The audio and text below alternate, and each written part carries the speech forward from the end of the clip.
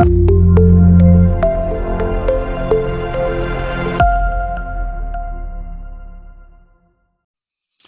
I'm pretty fired up to have Brian McRae here. Brian, tell us a little bit more about yourself and where you're located, and let's talk all things mastermind today. Well, my name's Brian McRae, and I'm in St. Louis, Missouri. Married, husband. Tracy and I'll be celebrating 28 years this year. We've got 3 daughters. So we're navigating the empty nest phase of life, or soon to be empty nest. And then professionally, I run the McRae mortgage team. I'm an entrepreneur at a local company and run a mortgage team there. We've had a successful practice. And then part of that is I also, in order to help that practice grow, one of the things I do is I run a coaching and training company, and I help other sales professionals and small business owners in business to consumer environments like real estate professionals, financial advisors, attorneys, CPAs, business to consumer professionals on a local level. I help them build their business. I love helping them win at work and at home. And honestly, it's one of the reasons that I joined ISI, because I knew I needed to be fed. If I was going to feed people, I needed to be fed. And so ISI and being in a mastermind group has been an amazing resource for me. Well, that's cool. Tell us how you even got involved in a mastermind. When did that first take place? When did you first learn about masterminds? I know you've got a mastermind that you run there in St. Louis, but give us a little backstory about how masterminds even became a part of what you do. Yeah, so Big A, I had a mentor, and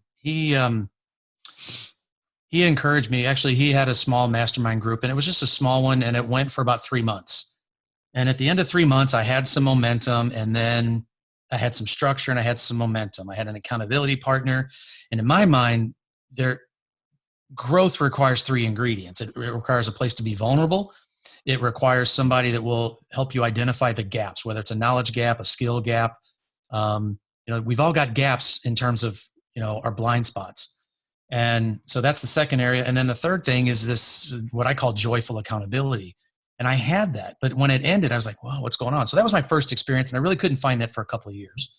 But then I know you mentioned a mastermind. I started an event, and I happen to call it Mastermind St. Louis. And I think there's 2 types of mastermind. There's events, and then there are groups, and you've got a group, and so I started an event to help people grow. And it's just really kind of a shared learning event. But then, I'd had a couple coaches, and frankly, I heard you on a couple of podcasts, and I thought, you know what? I need to level up, and I want to spend time with men who are courageous with their faith. And you were an incredibly faith-forward guy.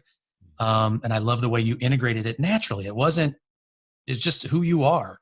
And so I aspired to be a better leader from a spiritual standpoint at work and at home. So that was intriguing to me. And then I decided to call you, and we talked, and I thought it's exactly what I needed. And frankly, my mortgage practice is better.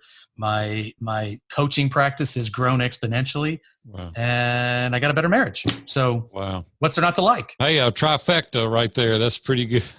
Pretty good. Hey, I know one of the things that we talk a lot about in Mastermind, the assets and some of the benefits. And for me, perspective is one of the things that it really gives us. But we're selfish by nature, and we want to do things our way historically. How do you break that mindset? How do you get into a mindset to where you're interested in hearing others' perspective? Well, Big A, I think that's where that vulnerability comes in. And I think it's a word we hear. Brene Brown has made that thing just kind of explode. But, once you start to do that, and once you experience the power of letting go, and letting other people inside your head, what you're thinking, what you're afraid of, what you're concerned about. And when we are weakest, that's when we grow the most. And, I heard something, it's kind of like that's counterculture though, right? It is. Yeah. It is. It's like, be strong, put the facade up, be a man, break vulnerability down a little bit. And how long did it take you to become totally authentic and open with the group that you're in, to be that vulnerable so you could learn and get their perspective? Well, vulnerability, Big A, I had to look up the definition of it. Yeah. When somebody said, hey, this, and there was frankly, it was a small group that I was part of. And this guy handed me a book and he said, hey, if you want to be part of this, read the first chapter. And if you're going to be part of this, I need you to read the first chapter. So I read it, and it talked about vulnerability. It says you have to show up. And I'm like, okay, well, I've heard that before. What does it mean? And truthfully, it says the definition was the willingness to be emotionally or physically harmed. And I thought, whoa, I got to show up and be willing to be emotionally harmed. And I just started thinking about it. And I'm like, that the times where I have relinquished something that I've been holding on that I thought other people would think less of me, once I tried it and I realized they actually were able to embrace it and acknowledge it. Endeared you to them. Yeah, exactly. Yeah, they sure. thought more of me because they knew that I trusted them with it. Yeah. So it does require a safe place. I mean, you don't want to go out and be vulnerable to the world, to the world. But specifically with ISI, I mean, we're showing up. These guys are dedicated. They're all interested in building their version of something special. So it motivates me. They show up and share something that they're struggling with. And here's somebody who I think has got it all figured out. And they're like, oh, no. And it honestly gives me a shot of energy that, man, if he can do it, I know I can. Yeah. Whether it's vulnerability or doing something that I'm afraid of doing. And man, that's where growth happens. And the people won't go but as far as you're willing to go. And so if you're willing to be vulnerable and transparent, the people that you're around are willing to do that as well. Listen, we hear a lot about the shiny object syndrome, the new thing, the new hack, the new technology. How has Masterminds enhanced your personal ability to focus? Well, Big A, the spotlight sessions are really helpful because we've got a great group. I know it's, and those guys I know they're going to tell me what I've shared my vision. I've shared what I'm trying to build with them, and they challenge me. Are you sure that's what you want to do? Or, man, why are you doing that when you should be doing this? And you told us you were going to do this. So, just the shiny object thing, I've experienced it. I've pursued some things, but I can also sense it in other people. When people show up like that, I mean, we've had one individual in our group who was chasing everything, and we kept hitting him on it. And as soon as he narrowed down, man, watching him grow, I'm like, man, I need to focus more. And it's not about the income levels of these guys. It's about for me, whether a guy goes from X dollars to 2X or whether he goes from 10X to 20X, I get just as much encouragement watching somebody share something they're struggling with and then going and fixing it. I love that. And it feeds me. So it gives me it encourages me. What's been a couple of benefits that you personally have experienced or you can recall easily from surrounding yourself with other like-minded entrepreneurs? Oh, Big A, you guys have seen me, I struggled. You put me on the spot and you do it very well, and you model that joyful accountability really well. And it happens from a lot of members of our group. But man, it just rings through my head. Brian, do you want to coach? And I didn't have my own personal mastermind group at that point in time. And I was struggling trying to figure out what that was going to do. But so you just said, McRae, the group kind of came around and said, hey, here's what you need to do. If you're going to coach, show us the packages that you're going to offer. And man, I'm like, crap, I didn't want to do it. Mm-hmm. I was scared because I thought I was going to get rejected. And the truth of the matter is, 2 months later, I had my own personal mastermind group, and it was about a $60,000 venture for me on an annual basis with something that I love doing that enhances my mortgage practice as well. And it's been awesome. I mean, I don't mean to share numbers in a prideful way, but I want to, I'm not trying to impress anybody. I'm just trying to impress upon just that one thing. So that's the first thing that comes to mind. Listen, when I first was experiencing mastermind groups over 2 decades ago, I remember some of the thoughts I had, and I thought, man, what if I go in there and share one of my ideas and they laugh at me or they push back, or, what if one of the guys takes my idea and they go out and run off with it and use it themselves? Have you ever had those feelings or your thoughts in sharing ideas yourself? What if somebody laughs, or what if they push back? Or what if maybe they take your idea? What are your thoughts on that? Well, Big A, truthfully, I think before somebody joins a mastermind group, they need to do their vetting. And, whether it's ISI or whether it's another mastermind group, what I liked so all I can do is speak about, I vetted you. I vetted the leadership, because the leadership, you're going to attract birds of a feather. And when I heard what your moral convictions were and where they were grounded, I wasn't worried about somebody stealing my idea. Mm. And frankly, if somebody comes in a group like this, it's just so out of character. I mean, think about the things we've seen. I mean, we've seen individuals who've returned big. I mean, we had one guy in our group who took a big check and he came into the group and says, guys, I took something and I'm not sure I should take it.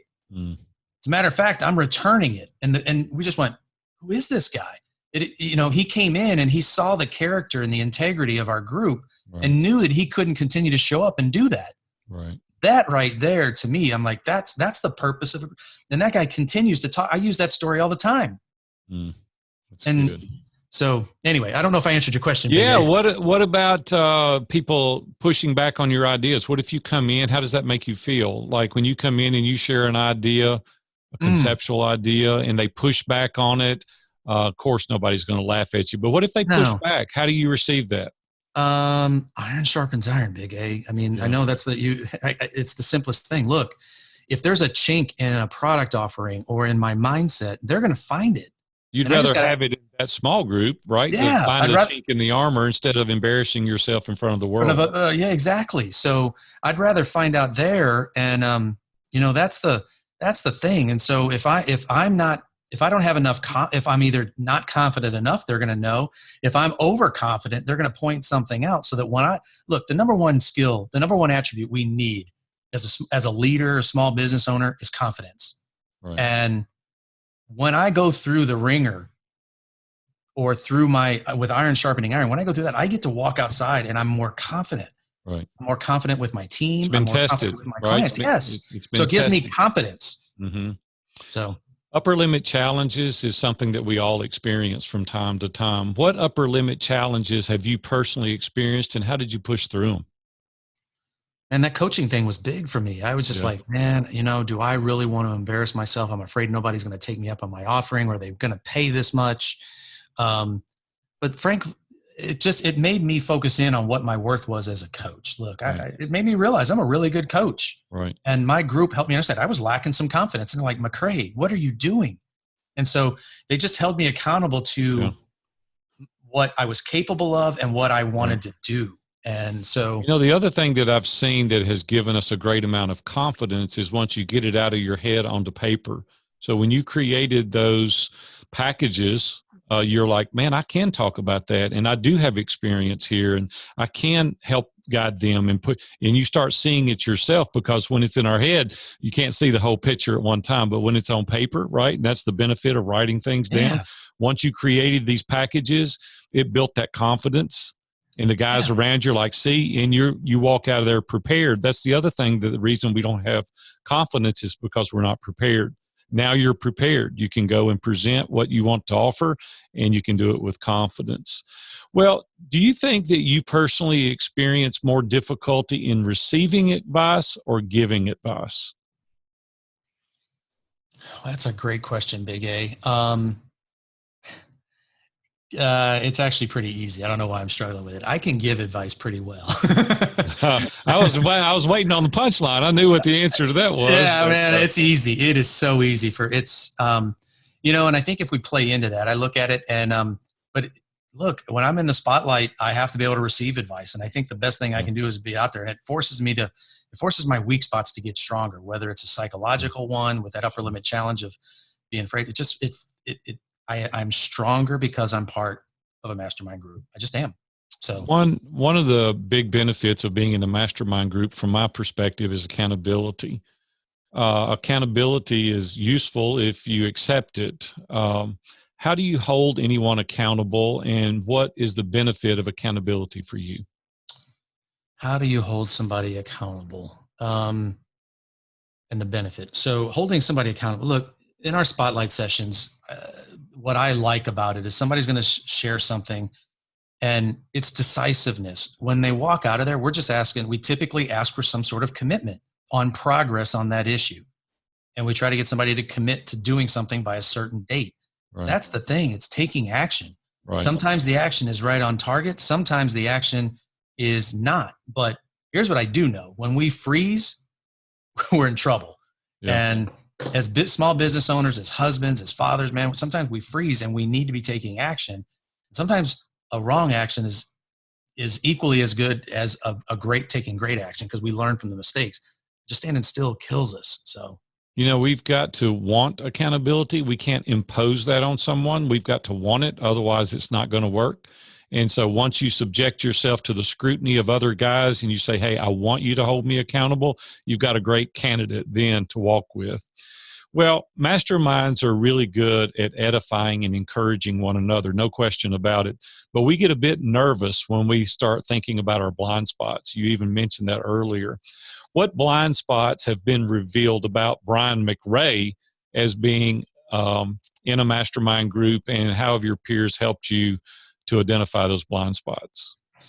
Well, the blind spot was one. I mentioned the coaching side of things, and there's frankly some individuals have said, hey, this is going to hold you back. And, you not pursuing your passion of coaching. And frankly, Big A, what I've gotten really comfortable with is, my brand is all, at least what I'm trying to build. My brand is all about building people. I want to build a brand that builds people so they can serve more people, so they can win at work and at home. I couldn't have told you that when I started in Iron Sharpen, before I started in Iron So Sharpen. they pulled it out of you. It was something that was there and they revealed it, right? Because they pressed you. Yep. So I can do that. I don't have to just be a coach. I can be in, with being a leader in the community, I can still build a mortgage. So I love building people. That's what I love doing. And they've helped me realize that. So that was a blind spot that they kind of helped me on. And I'm like, I'm going to focus in on that and figure out how I can do it. Right. So it's been really useful. Masterminds historically have a monthly due. And do you consider that an expense? Do you think that's an investment? And what do you think the difference is between a paid group and a free group? Well, Big A, I've been involved in both. And here's what I know. Free groups, the best free group I had, honestly, has been a Bible study. That was the closest thing to a mastermind group that I had. I got together, but that's rare. If you try to do it in business, even in no matter what area of life it is, whether it's faith or whether it's business or whether it's personal, free is tough. It takes a very special group to be as committed. Right. I think I don't know about your group, the Eagles, but I don't know whether that's free or paid. I don't really care. You don't have to answer it. But my understanding is it was free. But if it was special. And it was an unusual group. Yeah, that's an unusual. And man, in my opinion, I couldn't wait around. I had tried to do free. I went to some best friends. I went to some peers, and I couldn't find it. So there's a level of commitment, is what you're saying. If absolutely. It's paid, right? And you're all in. Do you think that you would have shown up week after week, year after year, and not missed these meetings if it had been free? No, it's an investment into building my version of special. And if I continue to show up, I continue to pour out, help other people, I know the reciprocity kicks back. And it's just the benefit of leveling up and watching. I mean, some of the things that people and guys inside of our group have been able to build are inspiring to me. And I get to call them friends. Yeah. I get to call them brothers. So yeah. Is there a way to measure the ROI? You have this investment that you make each and every month. Would you say you're ahead or behind financially? It's, I haven't, honestly, it's just been one of those things that I signed up and I haven't ever looked back because I just keep growing. And frankly, I don't even consider it any longer. It's just there. And it's kind of like ROI obviously has got to be huge for you. It is. I mean, personal growth and even financially, or you wouldn't stay in. Look here. What price tag can you put on fulfillment? Yeah, that's good. I mean, so if I had to, 10X, 20X, 30X, look, the principles that I've learned here are multipliers for me long-term. So the ROI is off the charts. It's just, it's not even worth me going and calculating because it's just an obvious yes. Right. Okay. So it's an investment. It's not really an expense then. No, I don't know. Hey, leave us with one story that's a fun story about the mastermind, maybe a breakthrough that you've had. You've already shared some about the coaching. Anything primarily stick out to you as a benefit of being in a mastermind that you haven't shared? Big A, it's rare. I shared the coaching experience. There's some not so bright things that I've shared with the group as well that were incredibly vulnerable. And I will tell you that helps, I've got a wife here that I'm married to for 28 years, and it's helped me be a better husband. I can't tell you, I'm a better husband. I'm more patient, I'm more kind, I'm more willing to listen. Um, at work, I'm a better leader. Um, in the community, I've got more influence, and it's not because I'm some gifted, it's the mastermind. My ISI group has helped shape me and helped push me. The Wow. books we've read, the investment. I mean, it's just so deep, so ingrained. It's just a way of life, and so. Wow. This is very encouraging to hear these stories. And this is coming from a guy that's hugely successful. And I personally know more about your situation because we've worked together for years. And you consider this an investment, even from a very busy, very successful man as yourself. And that's very encouraging to me. If the folks want to reach out, learn more about you, what's the best way they could reach you? Yeah, it's probably BrianKMcRae.com. So it's all there, the mortgage, the coaching, the training. And if anybody's got any interest or I can be a resource for anybody, please feel free to reach out. I'd love to help. Thanks a lot. We enjoyed it, Brian. We'll see you, buddy. Bless you, Big A.